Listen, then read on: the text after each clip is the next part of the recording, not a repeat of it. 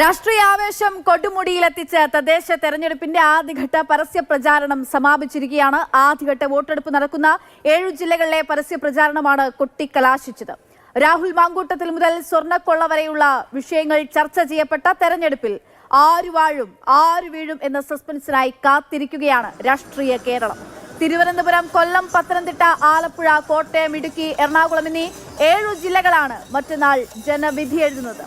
തിരുവനന്തപുരത്ത് നിന്ന് പ്രശാന്ത് കൃഷ്ണ, അമൽ തേനമ്പറമ്പിൽ, ഇന്ദുലേഖ, കൊല്ലത്ത് നിന്ന് രാഹുൽ ജീനാഥ്, പത്തനംതിട്ടയിൽ നിന്ന് CK അഭിലാൽ, കോട്ടയത്ത് നിന്ന് ഷിനോജ് എസ് ടി, ആലപ്പുഴയിൽ നിന്നും രഘുനാഥ് നാരായൺ, ഇടുക്കിയിൽ നിന്ന് ജെയ്നസ് രാജു, എറണാകുളത്ത് നിന്ന് പ്രദീപ് ജോസഫും സ്നേഹമോൾ നൈനാനും നമുക്കൊപ്പം ചേരുകയാണ്. ആദ്യം അമൽ തേനമ്പറമ്പിലേക്കാണ്. അമൽ, കൊട്ടിക്കയറി എന്ന് പറഞ്ഞാൽ അക്ഷരാർത്ഥത്തിൽ ആ കൊട്ടിക്കയറുന്ന കാഴ്ച നമ്മളിങ്ങനെ കണ്ടുകൊണ്ടിരിക്കുകയാണ്. ഇനി കൊട്ടിക്കയറിയതൊക്കെ എങ്ങനെ വോട്ടായി മാറുമെന്നുള്ളതാണ്. ഈ നിറഞ്ഞിരിക്കുന്ന ആഘോഷം എങ്ങനെ നിറഞ്ഞു കവിയുന്ന ഒരു പോളിംഗ് ബൂത്തിലേക്ക് എത്തിക്കുമെന്നുള്ളത് മാത്രമാണ് അറിയാനുള്ളത്. ശാന്തമായ ഒരു രംഗം.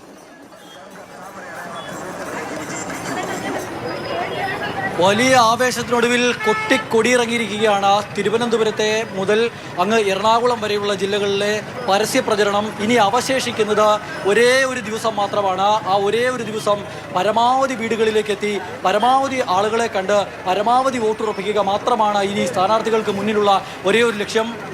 ഭൂരിഭാഗം ആളുകളെയും പോളിംഗ് ബൂത്തിലേക്ക് എത്തിക്കുക, എത്തുന്ന ആളുകൾ തങ്ങളുടെ ചിഹ്നത്തിന് നേരെ ചൂണ്ടുവിരൽ തുറപ്പിക്കുന്നു എന്ന് ഉറപ്പിക്കുക എന്നുള്ളതാണ് ഇനിയിപ്പോൾ സ്ഥാനാർത്ഥികളുടെ മുന്നിലുള്ള ലക്ഷ്യമെന്ന് പറയുന്നത്. എന്തായാലും വലിയ ആവേശത്തിലൂടെയാണ് തലസ്ഥാന നഗരി കടന്നുപോയത്. നമുക്ക് കാണാൻ കഴിയുന്നുണ്ട്.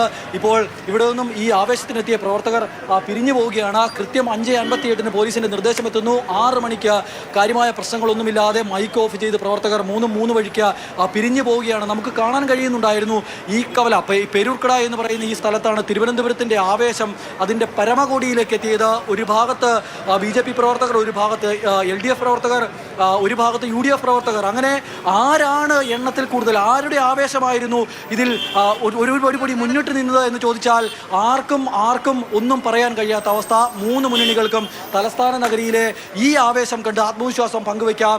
ഞങ്ങൾക്ക് വിജയിച്ച് കയറാൻ കഴിയുന്ന അന്തരീക്ഷമുണ്ട് എന്ന് പറഞ്ഞു വെക്കാം. അത്തരത്തിൽ എല്ലാവിധ ആവേശവും വാരിവിതറിയാണ് കൊട്ടിക്കലാശം അവസാനിപ്പിക്കുന്നത്.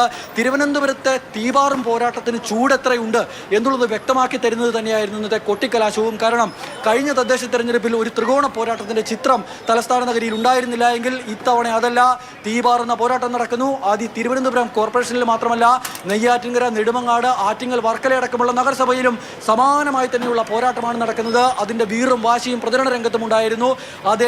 അതിന്റെ എല്ലാം ആ പ്രചാരണത്തിന്റെ വീറും വാശിയുടെയും സംഗമ ഭൂമിയായി ഇന്ന് ഞാനീ നിൽക്കുന്ന പെരൂർക്കട ജംഗ്ഷൻ പോലെ തലസ്ഥാന നഗരത്തിന്റെ അല്ലെങ്കിൽ എറണാകുളം മുതൽ ഇങ്ങോട്ടുള്ള എല്ലാ ജില്ലകളുടെയും 4 കൂടുന്ന കവലകൾ മാറി എന്നുള്ളതാണ് ഏറ്റവും പ്രധാനപ്പെട്ട കാര്യം. ഈ ആവേശമൊക്കെ വോട്ടായി മാറുമോ എന്നുള്ളതാണ്. ഇനി കൂട്ടിയും കിഴക്കിൻ്റെയും മണിക്കൂറുകളാണ് കടന്നു പോകുന്നത്.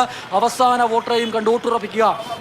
തിരുവനന്തപുരം കോർപ്പറേഷനിലൊക്കെ വളരെ പ്രധാനപ്പെട്ട ആളുകളെ രംഗത്തേക്ക് ഇറക്കുന്നു. K ശബരിനാഥനെ പോലെ, തീർച്ചയായിട്ടും എങ്ങനെ ഈ 4 കൂടിയ മൂലകളൊക്കെ ഇന്ന് ആളുകളെ കൊണ്ട് നിറഞ്ഞു കവിഞ്ഞു. നമ്മൾ സ്വാഭാവികമായിട്ടും കേരളത്തിലെ ആളുകൾ തെരഞ്ഞെടുപ്പിനെ ഉത്സവമായി തന്നെ കൊണ്ടാടുന്ന ആളുകളാണ്. അപ്പോൾ ഈ വീറും വാശിയും ഒക്കെ വോട്ടാക്കി മാറ്റാൻ സാധിച്ചിട്ടുണ്ടോ? ഇനിയുള്ള ഒരു ദിവസമുണ്ട്. ആ ഒരു ദിവസം വരെ വോട്ട് മാറി മറിയാനുള്ള ഒരുപാട് സാധ്യതകളുണ്ട് തദ്ദേശ തെരഞ്ഞെടുപ്പ് ആയതിനാൽ തന്നെ. എന്തായാലും എല്ലായിടത്തും രംഗം ശാന്തമായി, അല്ലെങ്കിൽ കൃത്യമായിട്ട് പരസ്യ പ്രചാരണം അവസാനിപ്പിക്കേണ്ട സമയത്ത് അവസാനിപ്പിച്ച് വലിയ പ്രശ്നങ്ങളൊന്നും എവിടുന്നും റിപ്പോർട്ട് ചെയ്യപ്പെടുന്നില്ല എന്നുള്ളതാണ് ഈ നിമിഷം നമുക്ക് പറയാനുള്ളത്.